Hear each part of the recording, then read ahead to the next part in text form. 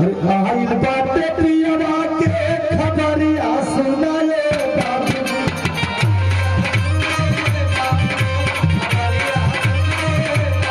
आइल बाटे प्रियवा के खबरिया सुनाए बाबूजी खबरिया सुनाए बाबूजी पकड़ाई प्रियवा के नगरिया सुनाए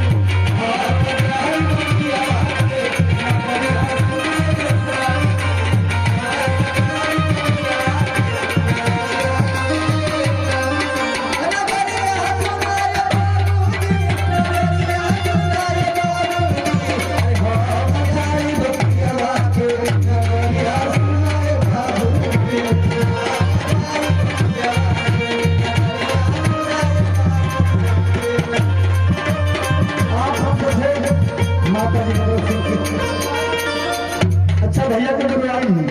तब तक गुरु की बात करने के डांस करना चाहता हूँ।